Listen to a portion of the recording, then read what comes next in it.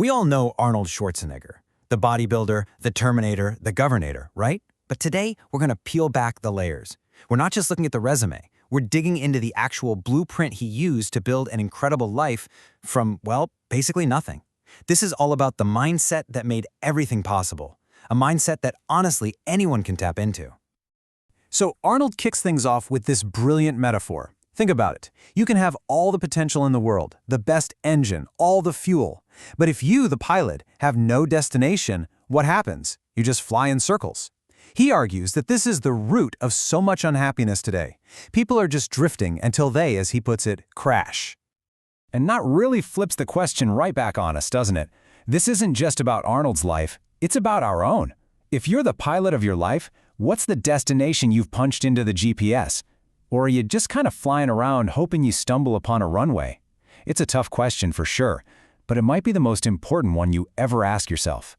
And look, if you feel like a drifting ship, you are not alone. Arnold sees this as a huge, widespread problem.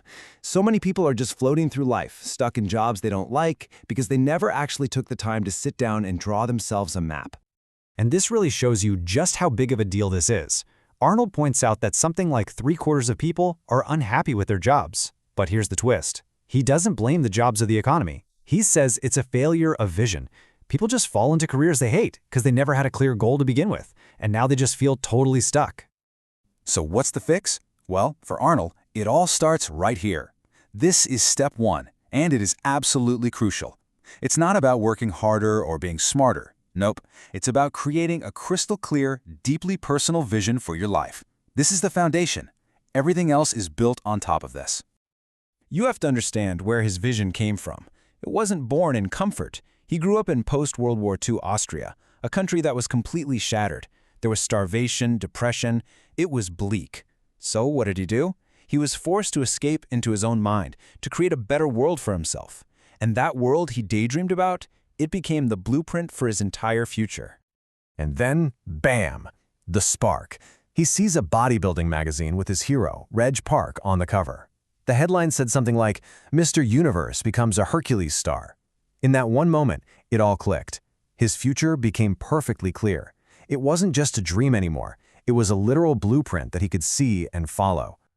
And just look at how specific this was. He's only 15 years old and he's got it all mapped out. He didn't just want to be a bodybuilder, he wanted to be the greatest. He didn't just want to leave home, he wanted to move to America. This absolute clarity was his fuel. Every single decision, every sacrifice, every painful hour in the gym, it was all just part of the plan. Okay, so having a vision is one thing. We've all had big ideas, right? But a vision without execution, well, it's just a daydream. So how did Arnold turn that dream into cold, hard reality? This is where the grind comes in, and it's built on two incredibly simple but powerful principles. It really just comes down to this: an absolutely relentless work ethic and the mental armor to completely block out anyone who tells you it can't be done. These two pillars, they supported his entire journey, all the way from a tiny gym in Austria to the governor's mansion in California. This quote says it all. You know, other guys in the gym looked miserable, they were groaning and complaining. But Arnold? He was smiling. Why? Because the pain wasn't just pain to him, it was progress. Every single rep, no matter how much it burned, was one tiny step closer to his vision. The work wasn't a chore, it was the joyful act of building his future. And believe me, he faced an army of naysayers. When he got to Hollywood, agents told him he was all wrong. They said, "Your body is too big, you look like a monster." But later, the director of Conan the Barbarian said if Arnold didn't exist, they would have had to build him. They said his accent was a joke. But James Cameron said that very accent is what made I'll Be Back so iconic, because he literally sounded like a machine. He took every single thing they called a liability and turned it into his greatest asset. Now, a vision that huge requires massive discipline. But Arnold's secret isn't some kind of superhuman willpower. No, it's about building a system, a routine that makes discipline almost automatic. A system that can help you power through even the most devastating setbacks imaginable. I love his definition of routine. It's so simple but so smart. He basically says you should automate as much of your life as you can. Waking up, working out, what you eat. Why? So you don't waste precious mental energy on small stuff. That way, you save all your brain power for the big creative challenges and for when things go wrong. And speaking of things going wrong, here's the ultimate test of his system. He goes in for what's supposed to be a simple, non-invasive heart procedure. He wakes up 16 hours later, with 3 doctors standing over his bed, telling him they had to perform emergency open-heart surgery to save his life. I mean, just a massive, terrifying setback. So what's his first thought? It's not, why me, or this is awful.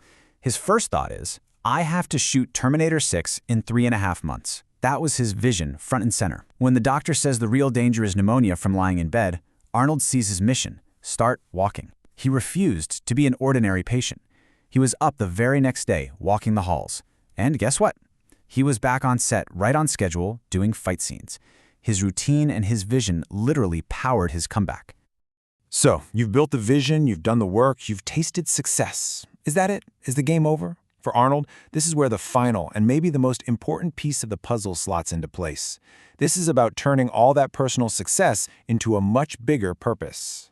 This quote from his father-in-law, Sergeant Shriver, completely changed his perspective. It challenged him to stop focusing on his own reflection, his muscles, his fame, his money, and to actually look outward. And when you tear down that mirror, you suddenly see a whole world of people who could use your help. By marrying into the Kennedy family, he was suddenly immersed in this culture of public service. It's just what they did. He saw their passion for helping others firsthand, and he had a huge realization. It wasn't just a duty, it was a joy. He discovered that giving back was, in his words, addictive, and made him feel fantastic in a way no movie premiere or bodybuilding trophy ever could. And this just shows you he put his money where his mouth was. When he became governor of California, he refused to take the $178,000 annual salary. He gave it all back to the state. To him, after everything America had given him, that money was just petty cash. The real payment was the chance to serve the very people who made his dreams come true. And this is the key to understanding Arnold. For him, there is no finish line, ever. He has this philosophy of staying hungry. When you get to the top of one mountain, that's not the time to rest and celebrate.